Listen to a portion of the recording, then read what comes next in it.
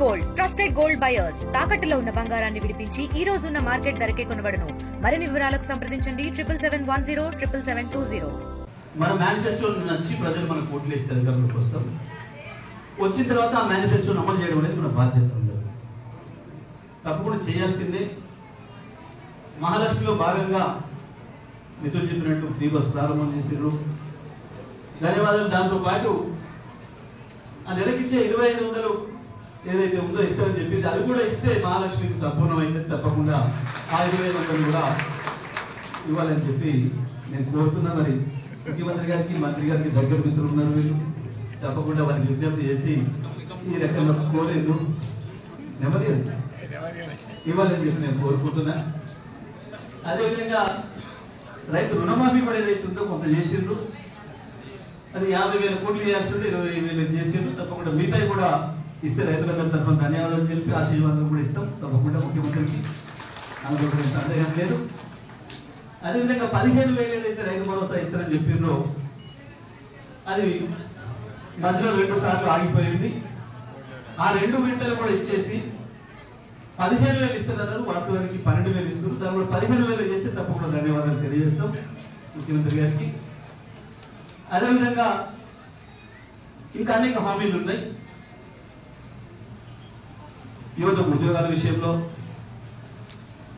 అదేవిధంగా పిల్లలకి, మహిళలకి స్కూటీలు ఇస్తారన్న విషయం, ఆడపిల్లలకి, చదువుకునే పిల్లలకు స్కూటీలు కూడా ఇస్తే ధన్యవాదాలు తెలియజేస్తాం. అదేవిధంగా విద్యార్థులకు కార్డులు ఇస్తారన్న 5 లక్షలు, ఆ కార్డులు కూడా ఇస్తే తప్పకుండా వాళ్ళందరి తరఫున కూడా గుళ్ళో పూజలు కూడా చేయిస్తాం ముఖ్యమంత్రి గారికి, ప్రభుత్వానికి.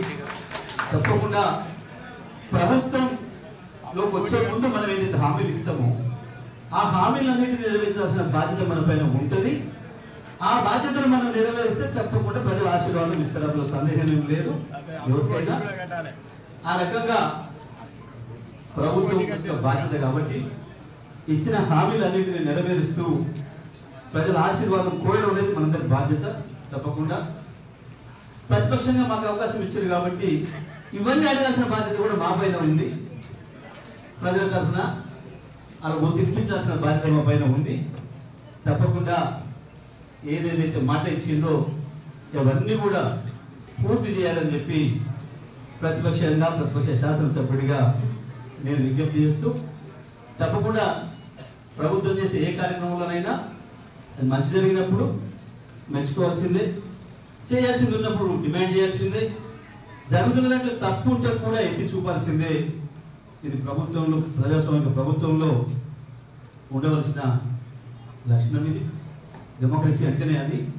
కాబట్టి తప్పకుండా ఈ కార్యక్రమంలో కూడా ఈ ఇచ్చే బియ్యం కూడా తప్పకుండా సరిపోయే క్వాలిటీ ఉండాలి, మంచిగా ఉండాలి, ముద్ద కాకుండా, వేరే పద్ధతులు కాకుండా మంచి బియ్యం, నాణ్యమైన బియ్యం తెలంగాణలో మన రైతులు పండిస్తున్న బ్రహ్మాండంగా. ఆ సన్న బియ్యం ఏదైతే ఉందో ఆర్ఎన్ఆర్ మన రాజేంద్ర నగర్లోనే రీసెర్చ్ చేసి కనిపెట్టిన బియ్యం కొంచెం షుగర్ తక్కువ ఉంటుంది, ప్రోటీన్ ఎక్కువ ఉంటుంది. వీలైతే ఆ బియ్యమే సప్లై చేస్తే మంచిగా ఉంటుంది మన ప్రజలందరూ కూడా ఆరోగ్యంగా. కాబట్టి వీలైతే ఆర్ఎన్ఆర్ రకం బియ్యం సప్లై చేస్తే బాగుంటుందని చెప్పి తెలియజేస్తూ, ఈరోజు కార్లు అందుకోవడానికి వచ్చిన మీ అందరికీ శుభాకాంక్షలు తెలియజేస్తూ తెలుగులో న్యూస్ కి ఫాస్టెస్ట్ యాప్ ఇప్పుడు టోటలీ న్యూ అవతార్లో జస్ట్ 5 సెకండ్స్ లో కంప్లీట్ న్యూస్. సోషల్ మీడియాలో ట్రెండ్స్ కి one stop solution. Live TV app voice search option తో ఇప్పుడే డౌన్లోడ్ చేయండి లేదా అప్డేట్ అయిపోండి. యాప్ లింక్ డిస్క్రిప్షన్ లో ఉంది.